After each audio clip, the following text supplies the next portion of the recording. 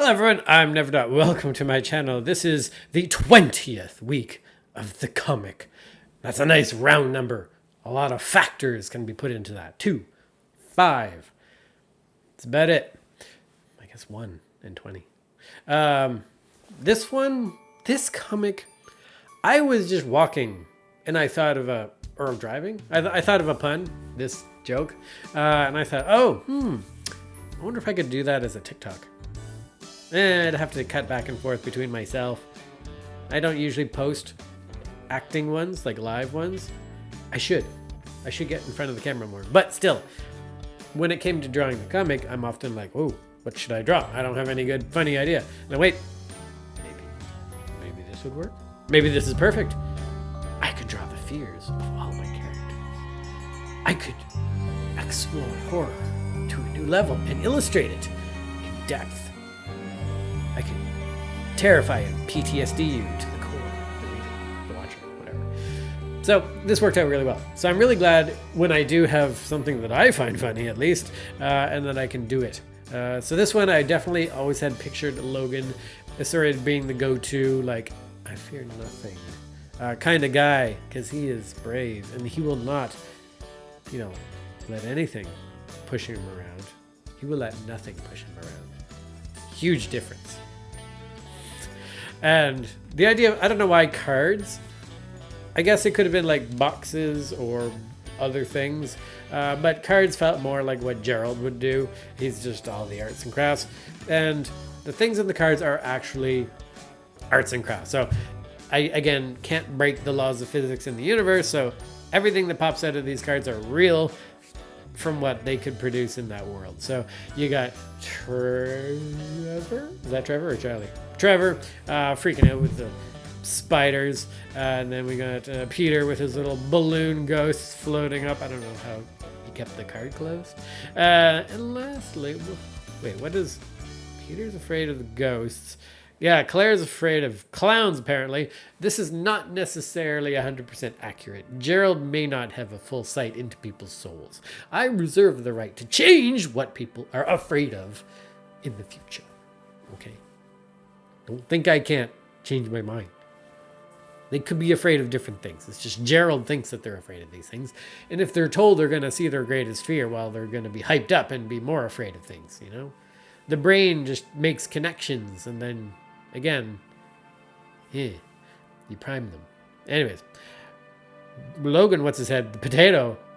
He's not afraid. He's not afraid of things. He is afraid of nothing. Nothing. Nothing can scare him. And that's exactly what happens. Card's empty. Nothing in the card. It's his greatest fear. Oh my goodness. Run away.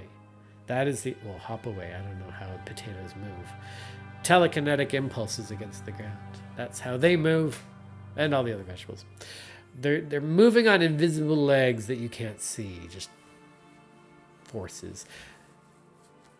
It was hard to get him visibly running away in the last panel, and I don't know if that worked properly. So you guys can be the judge of that. Probably not. I don't know that. Yeah, I did need 4 panels to capture all this, and maybe I needed 5, but my website is not designed to handle 5 right now, and I don't know how I would post 5 on places. It's inconvenient. I know that Loading Artist has a dynamic number of panels that you can he just puts in. Gregor, he just jams in a random amount of panels and it works. I guess he put effort into it. I think he's a bit of a coder, probably. I could put the effort, but then I would have to draw more panels. That's fine. It's just a pain. Every time I shuffle the number of panels, I have a bit of automation when I build my website.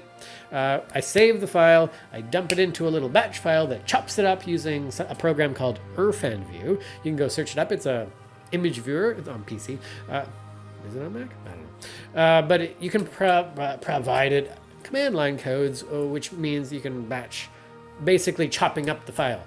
So I chop up the file by the panels, make them into separate files, add padding, top and bottom, header, footer, to each separate file, save those as separate files so that I can post them to Instagram pretty quickly as separate panels so you have the full zoomed in view, but also the shrinky-dinked rearranged one, that's done also through IrfanView recombining things into rows and columns. It's a bit convoluted, but it only takes about whatever,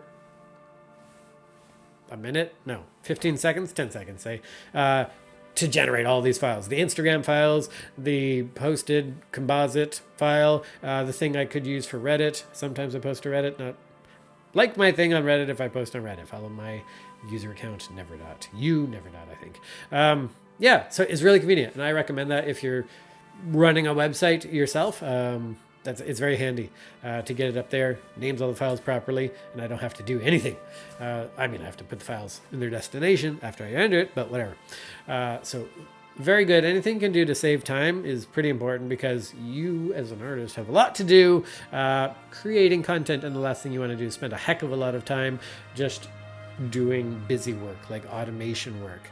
So yeah, I'm trying to get away from that. In this panel here where Logan is freaking out, we're trying to get the sort of the demonic energies going where he's just horrified, and I wasn't sure if I should draw like actual claws reaching down to grab him from another dimension.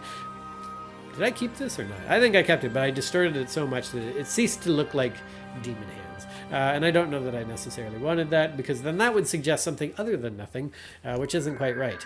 So, meh. The clouds here are done with the sort of a spongy kind of a brush. I think David Revoy made that. And then I'm swirling it about a bit with the distortion brush, which makes a nice cloud effect, because clouds kind of look like whooshy a bit, and they're not so fine-grained. And then, of course, ending, we got the bubbles, which I draw on a separate layer. When I do the fill, I check off the little box that says fill this layer only, so I'm not being affected by the background layer. Usually I would be affected by the background layer, which is great, except when you're trying to fill on a complicated background, and then it won't work. So I do that. Got to remember to uncheck it later, because it's not going to work. And then get all the things. Add a little bonus content here. Look away! You don't know what this is. Is it relevant? It's not relevant. We're just adding background story stuff. So thank you guys so much for watching this video this week, and I will be with you again when I post the next one, whatever that is. So see you guys next time. Bye.